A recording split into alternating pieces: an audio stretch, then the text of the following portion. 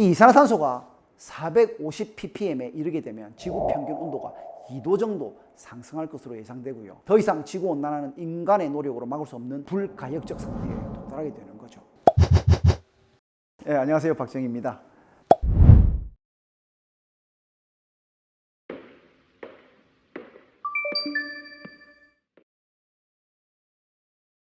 제가 그 AR6 보고서 관련해 가지고 한국에서 연구를 수행하고 있습니다. 제주도에서 워크숍을 하고, 그리고 또 뿐만 아니라 제주도에서 2023년 제주 플러스 국제 환경 포럼이라는 거에 이제 발표할 게 있어 가지고요. 그 발표차 다녀왔습니다. 순환 경제에 대한 부분으로 어떤 사례가 어떻게 되느냐 등등을 통해서 앞으로 탄소 중립으로 가기 위한 그 길들에 대해서 한번 실천적 차원의 일들을 이야기를 했죠. 이 AR6 보고서라는 게 IPCC를 통해서 5년에서 7년 정도마다 보고되고 있는 평가 보고서가 되겠습니다. 그래서 지구 환경 자체가 어떤 식으로 변화되고 있는지 물리적 차원에서의 평가와 그 이유 때문에 기후변화로 인한 실제 발생되는 충격이 뭔지, 그리고 어느 지역이 정말 위험할 건지 또는 누가 위험할 건지, 그에 따른 리스크가 뭔지, 이런 것들을 평가하는 이 어댑테이션 이슈가 있고요. 그다음 세 번째, 탄소 배출에 의해서 지구 온난화가 발생하게 되는데 이 탄소 배출을 줄이기 위한 우리의 대응적 노력은 무엇인가 라는 부분이 있습니다. 이 세 가지를 통틀어서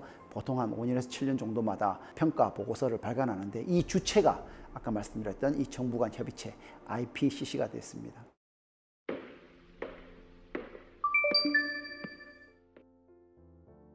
이 IPCC는 스위스 제네바에 본부를 두고 있으며 1988년에 세계 기상기구 WMO와 UN 환경계획 UNEP가 공동으로 설립했습니다. 현재는 거의 200개의 나라가 참여하고 있으며 다양한 분야의 전문가들이 이와 관련되어 있는 연구를 진행하면서 기후변화 또 그에 따른 지구적 위험이 어떠한가를 평가하고 국제적 대책을 마련하는 것을 그 목적으로 하고 있죠. 기후변화에 대응하는 전 세계 이 노력의 UN 산하 협의체인 기후변화에 관한 정부 간 협의체 IPCC라고 줄여서 말하고 있고요. 이들이 주도하고 있습니다.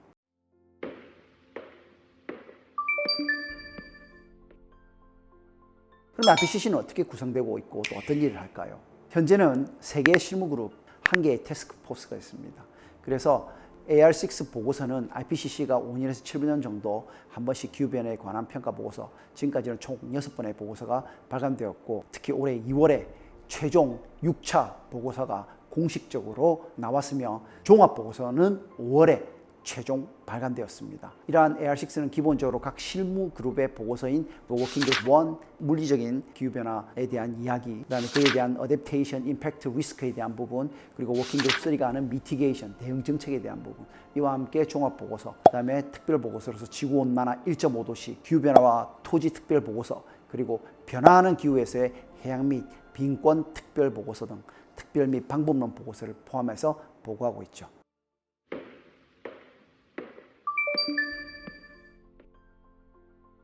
(2021년) 워킹그룹 1 보고서는 기후 시스템과 기후변화에 대한 가장 최신의 자연과학적 이해를 바탕으로 지구 온도 상승과 그 원인, 그리고 그 현상은 무엇인지를 연구하는 보고서로 작성이 되었습니다. 워킹그룹 2는 우리 지구 온난화로 인해서 발생되는 효과에 대한 혹은 충격에 대한 결과를 보고합니다. 기후 상승으로 인한 전 지구적 변화에 관한 결과를 보고하고 그에 따른 충격, 우리 사회의 변화에 대한 기후 적응, 그리고 어떤 지역이 기후변화에 취약한지에 대한 그 결과를 보여주는 것이라고 할 수 있겠습니다. 마지막으로 워킹그룹 3는 온도 상승에 따른 기후변화에 대응하기 위해 어떻게 온실가스 감축을 진행해야 하는지를 정책적 관점과 기술 혁신적 관점에서 다양한 부문별 안을 제시하고 있죠. 또한 시뮬레이션을 진행해서 전 지구적 기후변화 대응 시나리오가 온실가스 감축으로 얼마만큼 지구 온도 변화를 바꿀 수 있을지에 대한 결과를 보고하고 있습니다. 이렇게 다양한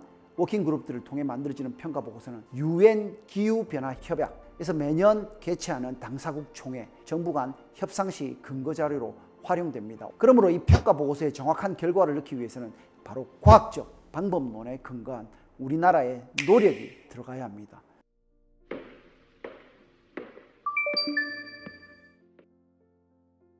바로 온실가스입니다. 이 온실가스는 여러분들 잘 아시죠? 이제 이산화탄소를 포함해서 메탄, 아산화질소, 수소불화탄소, 과불화탄소, 육불화황, 등을 포함하는 것으로 이 대표적인 6대 가스가 온실가스의 99% 이상을 차지하고 있습니다. 이 중에 이산화탄소가 온실가스의 80% 이상을 차지하며 지구온난화에 기여하는 정도를 나타내는 지구온난화 지수에서도 65% 이상을 차지해서 사실상 이산화탄소 저감이 지구온도 상승 억제에 결정적인 역할을 한다고 해도 과언이 아니라고 말할 수 있겠습니다.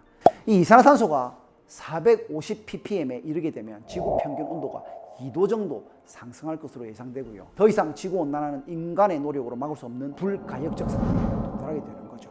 2015년 파리에서 열린 UNFCCC COP에서는 2050년까지 지구 평균 온도 상승을 1.5도로 억제하기 위한 국제협약이 합의되었습니다. 이를 달성하기 위해서 결국 이산화탄소 저감에 대한 대응 정책이 중요한데요. 이산화탄소는 산업혁명 이전에는 280 ppm 정도였지만 2014년경에 처음으로 400 ppm을 넘어서서 현재는 420 ppm 정도에 이른 것으로 보고되고 있습니다.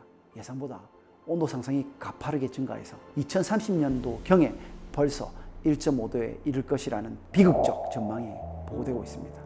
이번에 제가 제주도를 방문해서 이와 관련되어 있는 다양한 이야기들도 했고요. 특히 제주 포럼에서 이와 관련되어 있는 내용으로 워킹그룹의 역할과 이에 따른 대안으로서의 탄소 감축 역할에 대해서 하나의 중요한 이슈인 순환경제에 대해서 말씀을 드리고 왔습니다.